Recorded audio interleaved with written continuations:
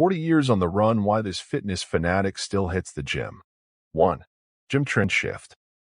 The gym group, with 230 sites, is moving away from treadmills to weights due to a resistance training boom attracting more women to dumbbells and barbells. 2. UK running stats.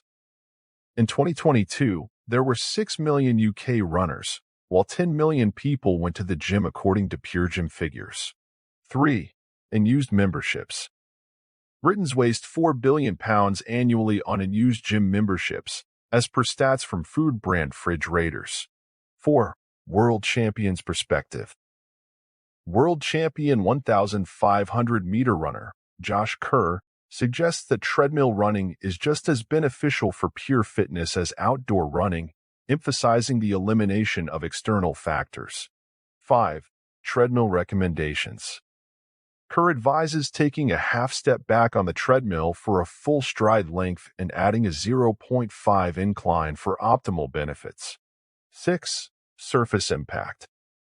Treadmill surfaces are sprung and gentler on joints, but coach Taryn Gessel warns of potential injuries for those exclusively running on treadmills, citing a limited range of motion.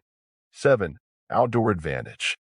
Running outdoors, especially on uneven trails, reduces the risk of injuries by engaging the body in different ranges of motion and stabilizing itself. 8. Reluctance to change. Research by Professor Russell Hitchings indicates that people are reluctant to change their running habits if they believe it's beneficial, fearing that contemplating a shift might cause them to stop altogether. 9. Mixed approach. The author advocates for a mixed approach, enjoying the convenience and varied options of the gym while occasionally challenging oneself outdoors. 10. Time consideration. The author leans towards the gym, citing it as a fast food outlet of health, especially when time is a premium. 1 sentence summary.